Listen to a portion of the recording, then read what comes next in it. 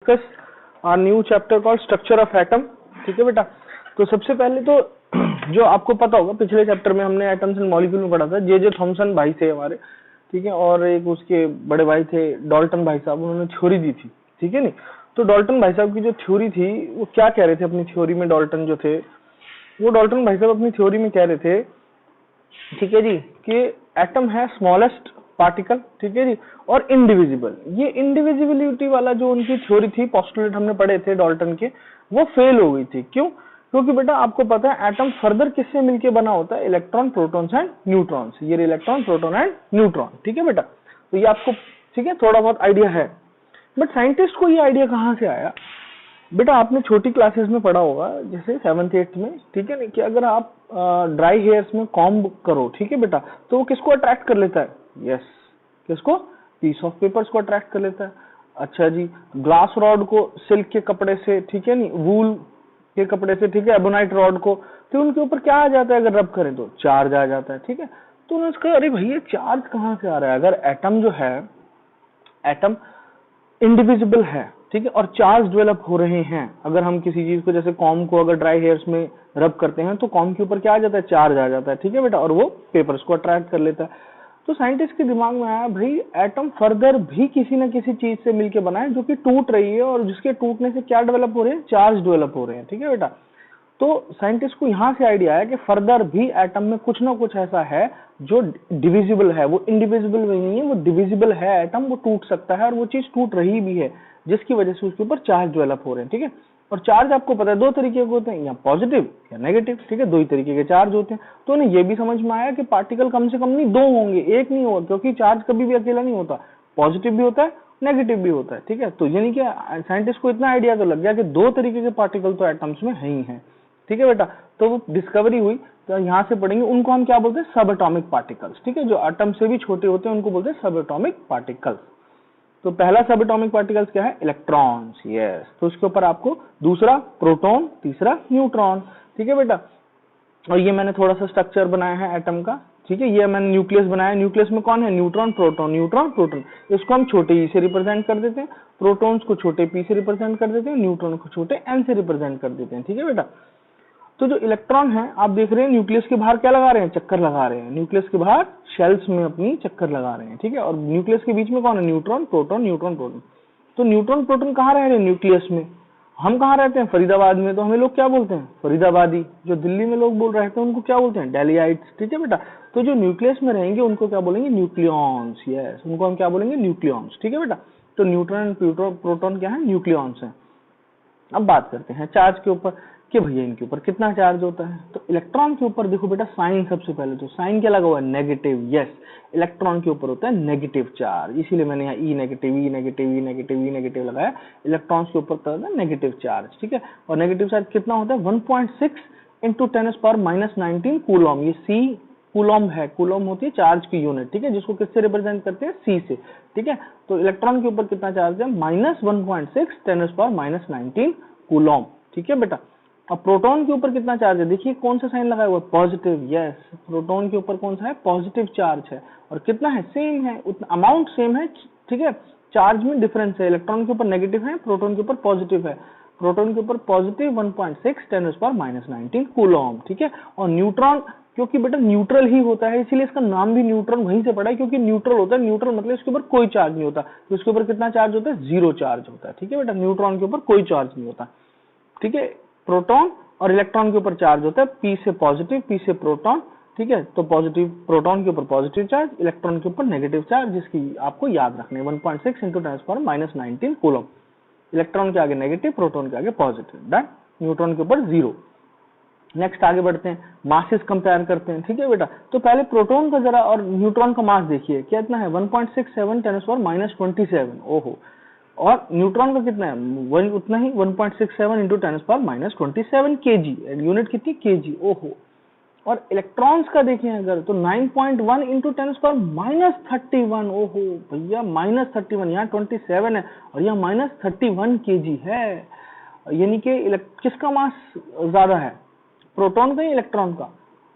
बेटा -31 है, ये -27 है, माइनस की पावर में जा रहा है, ठीक है, तो किसका मास ज्यादा है? प्रोटॉन का। इलेक्ट्रॉन का मास तो बहुत ही कम है, बहुत ही ज्यादा कम है, ठीक है, इसीलिए हम इसको मानते हैं नेग्लिजिबल मास। तो हम कंसीडर करते हैं जो एटम के अंदर सारा मास होता है वो किसकी वजह से होता है? यहाँ न्यूक्लियस में सारा मास, होल जो इसका मास है वो किससे बना होता है? Whole mass is concentrated at nucleus. और जो किससे मिलकर बना होता है? न्यूट्रॉन और प्रोटॉन, क्योंकि न्यूट्रॉन और प्रोटॉन के ऊपर सेम मास है और वो कंसिडरेबली काफी हैवी है, 1.67 इंटू 10⁻⁻27 kg, दोनों के ऊपर सेम मास है, ठीक है। तो एटम का सारा मास कहाँ होता है? न्यूक्लियस के अंदर होता है। इलेक्ट्रॉन के ऊपर मास हम मानते हैं नेग्लिजिबल, बिल्कुल मतलब नेग्लिजिबल है ही नहीं जैसे मास, ठीक है। बट आपको ये यूनिट याद रखनी है, ठीक है, ये नंबर्स याद रखने हैं, 9.1 इंटू 10⁻31 kg। और क्वेश्चन में बेटा ये आ जाता है कई बार, इतना ही जो है ना, आपको पता है हाइड्रोजन का एटॉमिक नंबर, यस 1 होता है हाइड्रोजन का एटॉमिक नंबर। अगर हाइड्रोजन का एटॉमिक नंबर 1 है तो आपको बेटा पता होगा कि इसके प्रोटॉन कितना है? 1, ठीक है, और इलेक्ट्रॉन कितने होंगे? 1, ठीक है बेटा। तो प्रोटॉन और इलेक्ट्रॉन इसके ऊपर 1 होते हैं, ठीक है बेटा। तो क्योंकि मास नंबर कहाँ से पता लगता है? प्रोटॉन से, हम अभी पढ़ेंगे, ठीक है। एटॉमिक नंबर किससे पता लगता है? प्रोटॉन से, हम पढ़ेंगे, ठीक है। तो अभी आगे जाके जब आपको थोड़ा सा और डिटेल में हम समझाएंगे, तो इसके ऊपर 1 प्रोटॉन 1 इलेक्ट्रॉन, और इलेक्ट्रॉन के ऊपर तो मास होता ही नहीं, तो इसके पास बचा ही क्या? प्रोटॉन, यस, ठीक है बेटा। तो इसके पास सिर्फ एक प्रोटॉन है, ठीक है, न्यूट्रॉन इसमें होता नहीं। हाइड्रोजन के पास न्यूट्रॉन कितने होते हैं? 0। और ये भी बहुत इंपॉर्टेंट क्वेश्चन रहता है कि ऐसा एलिमेंट बताइए जिसमें न्यूट्रॉन है ही नहीं, तो आंसर इज हाइड्रोजन। हाइड्रोजन के पास न्यूट्रॉन नहीं होता, ठीक है। तो जब इसके पास प्रोटॉन 1 है, इलेक्ट्रॉन है, बट इसका मास कितना है? ऑलमोस्ट मास 0 मानते हैं इलेक्ट्रॉन का, तो प्रोटॉन से मास हाइड्रोजन का मास इतना ही होता है। तो क्वेश्चन आ जाता है, भैया इलेक्ट्रॉन का मास कंपेयर करो हाइड्रोजन के मास से। तो बेटा इसका आंसर है, आपके नोट्स में दिया भी हुआ है, 1/1840 TH, ठीक है, 1/1840, ठीक है, TH टाइम्स होता है, ठीक है बेटा, मास ऑफ क्या बेटा? Electron in comparison to the hydrogen atom, ठीक है। तो इलेक्ट्रॉन का मास 1/16 टाइम्स है मास ऑफ हाइड्रोजन के, ठीक है बेटा, ठीक है। तो times the mass of hydrogen, mass of hydrogen atom, जो कि बहुत ही कम है, 1 ठीक है, ऑलमोस्ट अगर बोलना जाए नियरली, तो 1/2000 टाइम्स हो गया ना बेटा। तो 2000 टाइम्स कम है इलेक्ट्रॉन का मास किससे? हाइड्रोजन से, ठीक है बेटा। तो ये आपको चीजें ध्यान रखनी है, नोट्स में से इस चीज को आप पढ़ भी लेंगे। उसके बाद इलेक्ट्रॉन्स जो है उसको डिस्कवर किसने की थी? ये डिस्कवरी साइंटिस्ट के नाम पूछ लिए जाते हैं बेटा। तो इलेक्ट्रॉन्स की डिस्कवरी की थी जे थॉमसन भाई साहब ने, ठीक है, जे थॉमसन भाई साहब ने। प्रोटॉन की डिस्कवरी किसने की थी? ई गोल्डस्टीन ने, ठीक है जी। और न्यूट्रॉन की डिस्कवरी की थी जेम्स, जिसको जे डॉट लिख सकते हो, जेम्स पूरा भी लिख सकते हो, जेम्स चैडविक, ठीक है, नाम चैडविक है, ठीक है, उल्टा सीधा मत समझ लेना, चैडविक से याद रखना है इसको। इलेक्ट्रॉन्स जे थॉमसन, प्रोटॉन्स ई गोल्डस्टीन, और न्यूट्रॉन्स की जेम्स चैडविक, ठीक है। तो ये आप याद रखेंगे। अब हम देखेंगे भाई कि इनके जो है डिस्कवरी हुई कैसे एक्चुअली में। ये इलेक्ट्रॉन, प्रोटॉन, न्यूट्रॉन जो हैं जिनके ऊपर इतना चार्ज, इतना मास, और ये नोट कर लेना बेटा, वीडियो रोको और इसको नोट कर लो अपनी कॉपी में सबको, ठीक है। और साइंटिस्ट के नाम ये याद होने चाहिए आपको, ठीक है। अब हम देखेंगे कि इनकी डिस्कवरी हुई कैसे। तो जैसे आपको पता होगा, अभी हमने पढ़ा कि इलेक्ट्रॉन की डिस्कवरी किसने की, ठीक है बेटा। तो इलेक्ट्रॉन की डिस्कवरी की किसने की? इलेक्ट्रॉन की डिस्कवरी, यस, जे थॉमसन ने, ठीक है बेटा। तो जे थॉमसन ने जब इलेक्ट्रॉन की डिस्कवरी की तो उसने कैसे किया एक्सपेरिमेंट? उसने ये एक्सपेरिमेंट ऐसे किया बेटा, उसने लिया एक क्रुक्स साइंटिस्ट था जिसकी ट्यूब थी, उसको डिस्चार्ज ट्यूब बोलते हैं। ये अराउंड 60 सेंटीमीटर हार्ड ग्लास की ट्यूब होती है।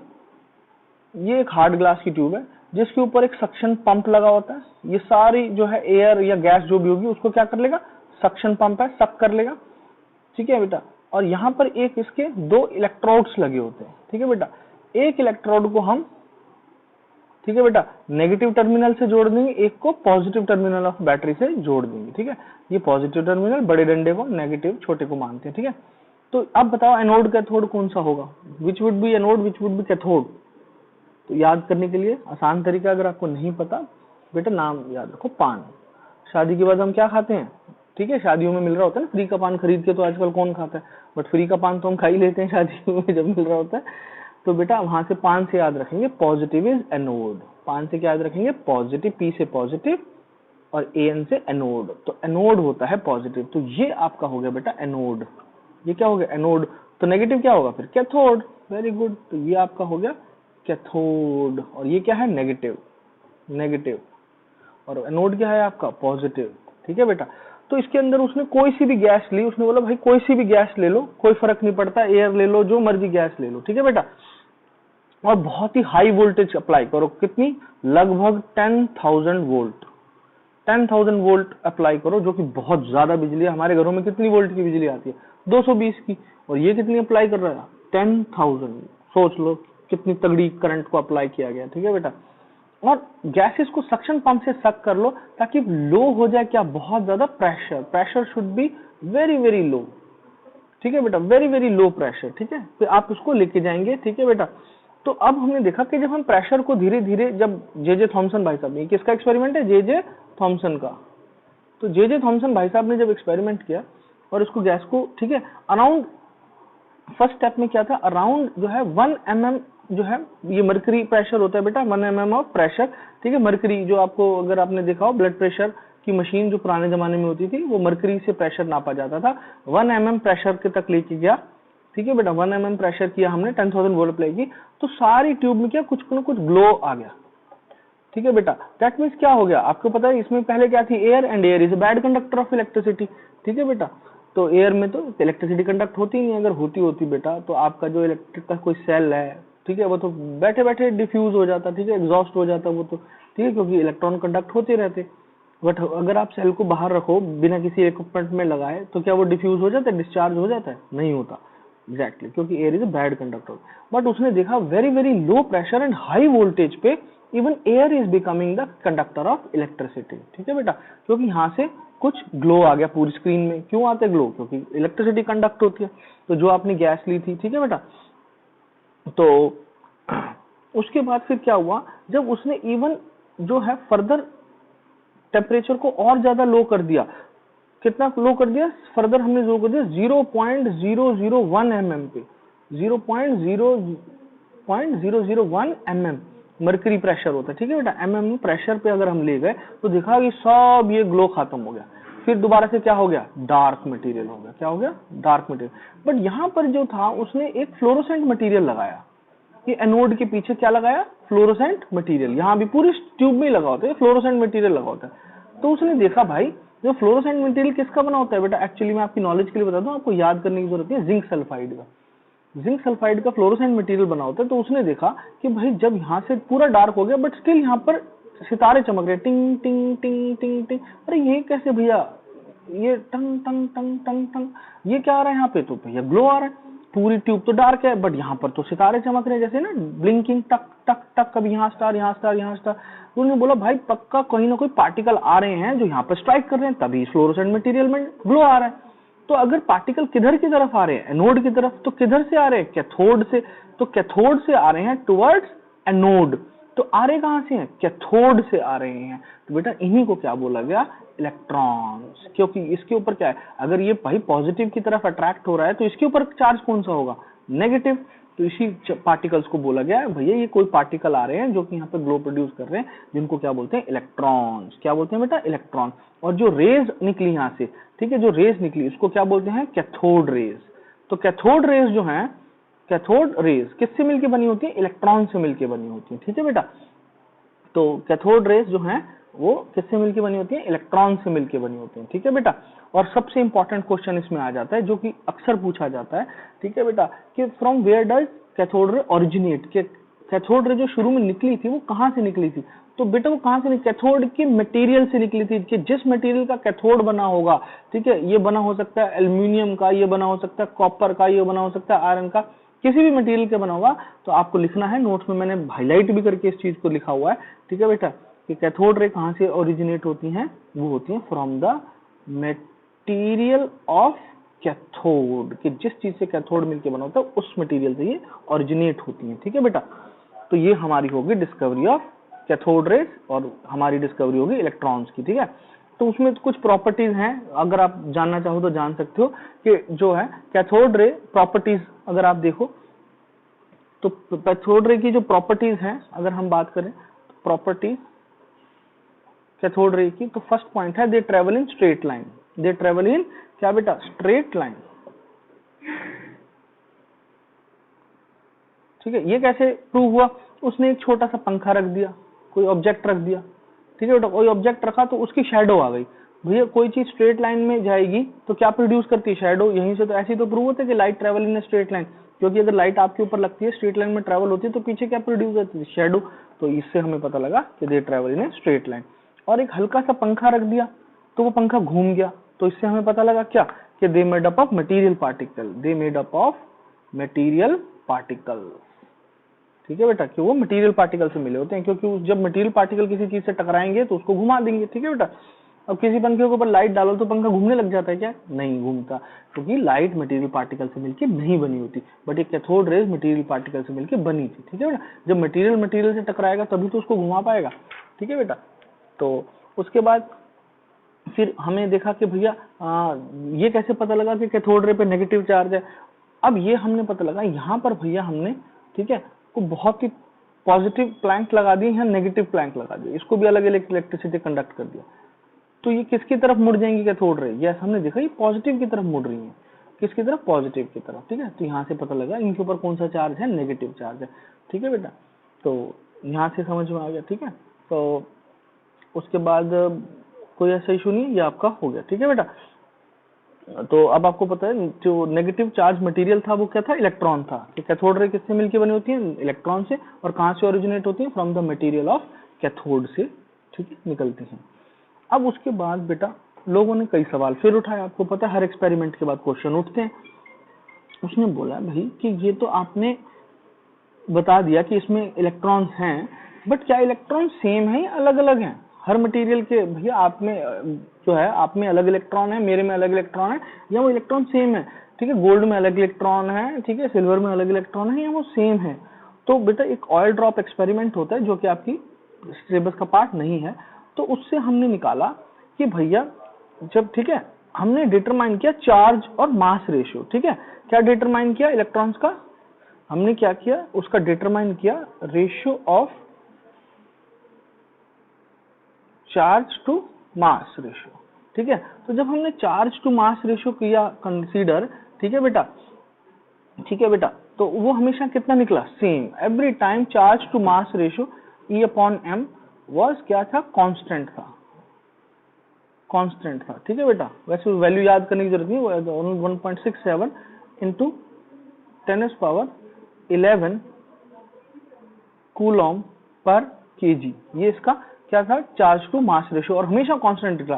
क्यों, कभी हमने, क्योंकि कहां से निकली कैथोड रेज, मटेरियल से, तो हमने मटेरियल को, कैथोड का जो मटेरियल था डिस्चार्ज ट्यूब के अंदर, उसको बदल के देखा, ठीक है बेटा। जो ट्यूब थी हमने इसको कई बार गोल्ड का बनाया, सिल्वर का लगाया, आयरन का लगाया, ठीक है बेटा, जिंक का लगाया, ठीक है, अलग अलग लगाया, हर मटेरियल बना के देखे, ठीक है, कॉपर का लगाया, ठीक है, उसके बाद हमने एल्यूमिनियम का लगाया, ठीक है बेटा।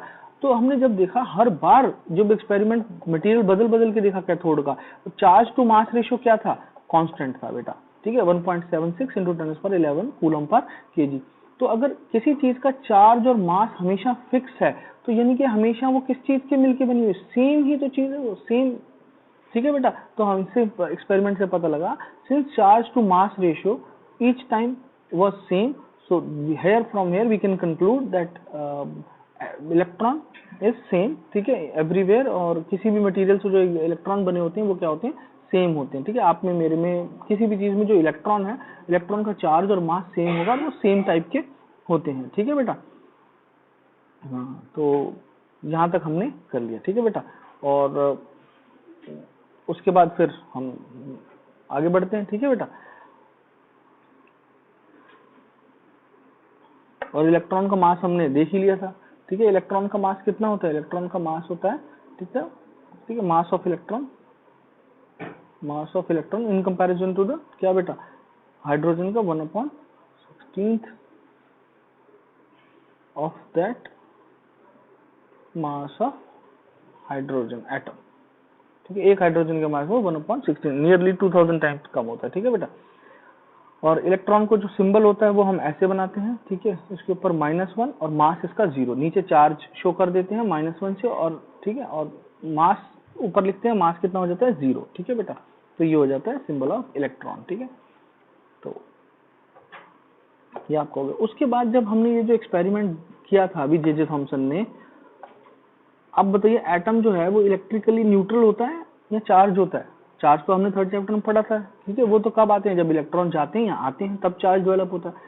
ओवरऑल एटम अगर सिंगल पड़ा हुआ है तो वो उसके ऊपर कोई चार्ज होता है? हाँ, नहीं चार्ज होता है। Electron atom is electrically neutral.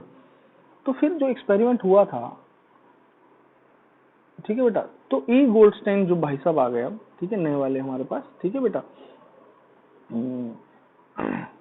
ठीक है बेटा, तो ई गोल्डस्टीन जो आ गए हमारे पास, ठीक है बेटा, उन्होंने वो देखा, उन्होंने जब ये एक्सपेरिमेंट दोबारा परफॉर्म किया, ठीक है बेटा, हाई वोल्टेज और लो प्रेशर, यहाँ से सक्शन पंप, ठीक है बेटा, डायग्राम याद करने की कोई जरूरत नहीं, बस आपको पता होना चाहिए हाई वोल्टेज और लो प्रेशर पे गैस लेनी है आपको, ठीक है बेटा। तो अब जब हमने लिया तो आपको पता है इलेक्ट्रॉन यहाँ से निकले होंगे, ठीक है, और यहाँ पर क्या है, कोई गैस, तो बेटा वहां पर भी तो एटम होगा, एटम के बीच में ये न्यूक्लियस, बाहर इलेक्ट्रॉन, ये गैस के एटम है। यहाँ से इलेक्ट्रॉन कहाँ से निकले? कैथोड रे कहाँ से निकलती है? मटेरियल ऑफ, यस, कैथोड से निकलती है। तो ये जब एटम घूम रहे हैं गैस के, तो क्या इस इलेक्ट्रॉन इलेक्ट्रॉन को जब टकराएगा, सेम चार्ज है, नेगेटिव चार्ज है, तो अट्रैक्ट करेगा, रिपेल करेगा? रिपेल करेगा, यस। तो भैया इन्होंने इसके इलेक्ट्रॉन को नॉकआउट करना शुरू कर दिया, यहाँ से बाहर निकालना शुरू कर दिया, और सारे इलेक्ट्रॉन्स को अपने साथ ले गए, किधर? टुवर्ड्स एनोड की तरफ ले गए, ठीक है, टुवर्ड्स एनोड, और ये क्या था? कैथोड। तो यहाँ पर जब इलेक्ट्रॉन इधर चलने लग गए, ठीक है बेटा, ये गैसेस के पार्टिकल्स को आयनाइज कर दिया गया, ठीक है, इसको आयनाइज बोलते हैं, जब इलेक्ट्रॉन को निकाल देते हैं तो उसको बोलते हैं आयनाइजेशन, ठीक है बेटा। तो आयनाइज हो गया, जब नेगेटिव चार्ज चला गया तो गैसेस के जो एटम थे उसके ऊपर कौन सा चार्ज बच गया? Positive charge. तो जब उनके ऊपर पॉजिटिव चार्ज बचा तो उन्होंने देखा भैया कि ये जो पॉजिटिव चार्ज है इसने किसकी तरफ अट्रैक्ट होना शुरू कर दिया? नेगेटिव की तरफ। यहाँ पर भी जो फ्लोरोसेंट मटेरियल लगाया गया, आपको पता है जिंक सल्फाइड की कोटिंग की, तो यहाँ पर भी क्या दिखा? ग्लो आना शुरू हो गया, ठीक है बेटा। तो इसने जो है एक स्पेशल टाइप का कैथोड लिया था, वो था परफोरेटेड। परफोरेटेड मतलब उसमें थोड़ी थोड़ी जगह थी, ठीक है, थोड़ी थोड़ी क्या थी? जगह थी, ऐसे ऐसे करके लिया। तो अब ये जो जगह थी इसके बीच में से ये पार्टिकल निकलने शुरू हो गए। ये जो परफोरेटेड मतलब उनके बीच में थोड़े थोड़े जो छेद थे, इन जो छोटी छोटी जगह है इसको हम क्या बोलते हैं? कैनाल्स। क्या बोलते हैं बेटा? कैनल्स, ठीक है। तो इस वजह से जो कैनल थे, ये जो, और ये रे कहाँ की तरफ जाने लगी? कैथोड की तरफ। और कहाँ से आनी थी? Towards, from anode. ये महसूस होती है कि फ्रॉम एनोड आ रही है और जा रही है टुवर्ड्स कैथोड। तो एनोड की तरफ से आ रही है, तो इस रो को रेस को क्या नाम दिया गया? Anode rays. क्या रखा गया? एनोड रेस, ठीक है बेटा। और ये क्या थे? परफोरेटेड कैथोड था, ठीक है, जिसके बीच में क्या थी? जगह थी, ठीक है, ऐसे ये इनके बीच में जगह है, ठीक है बेटा। तो परफोरेटेड कैथोड के बीच में पॉजिटिव पार्टिकल निकलने लग गए। तो क्योंकि कैनाल्स के बीच में से निकल रहे थे, मैंने नोट्स में हाईलाइट करके दिया हुआ, ठीक है बेटा, तो ये ढंग से पढ़ लेना, क्योंकि कैनाल्स के बीच में से निकल रहे थे, इसीलिए एनोड रे का दूसरा नाम क्या हो जाता है? Canal rays. इसको हम क्या बोल देते हैं? Canal rays. Since anode rays passed through the canals of perforated cathode, they are also called canal rays, ठीक है, प्रॉपर आप पढ़ लेंगे। since anode rays pass through the canals of perforated cathode, they are also called canal rays, क्योंकि इनके छेद के बीच में से ये निकल के यहाँ पर ग्लो प्रोड्यूस कर रहे थे, ठीक है बेटा। तो अब ये इसको कैनाल रे बोलते हैं। तो ये बहुत इंपॉर्टेंट क्वेश्चन आपने कर लिया। दूसरा बेटा क्या आएगा? वो पूछेगा कि भैया ये जो पॉजिटिव, आपको ध्यान से देखो, ये जो एनोड रेज है ये ओरिजिनेट कहाँ से हुई थी? जैसे हमने कैथोड रे का पढ़ा था, they originated from the material of cathode. अब मैं अगर आपसे पूछूं कि एनोड रेज कहाँ से ओरिजिनेट हुई थी, कहाँ से हुई थी एनोड रेज? यहाँ से ना भैया, जो बीच में गैस थी लो प्रेशर पे, यस, क्योंकि उसी के पार्टिकल्स के तो इलेक्ट्रॉन उड़ाए थे, ठीक है, कैथोड रे ने, और वो क्या हो गए थे? पॉजिटिवली चार्ज, ठीक है। तो क्योंकि आपको पता है एटम के बीच में क्या होता है? पॉजिटिव चार्ज, पॉजिटिव चार्ज, और बाहर क्या होता है? इलेक्ट्रॉन की फॉर्म में नेगेटिव चार्ज। जब इलेक्ट्रॉन की फॉर्म में नेगेटिव चार्ज उड़ा दिया तो यहाँ बचा क्या? Positive charge. तो यही मूव करने लग गए टुवर्ड्स कैथोड। तो they do not originate from the material of cathode. They anode rays जो हैं वो दे डू नॉट, ठीक है, originate from material of anode. ये एनोड के मटेरियल से नहीं निकलती, ठीक है बेटा। तो ये आ गया आपने, ठीक है। तो आपको कोई इसमें कोई दिक्कत नहीं, ठीक है, बाकी आप नोट्स में से पढ़ लेंगे तो ये आपका काम हो जाएगा, ठीक है बेटा। तो दैट्स इट। ठीक है।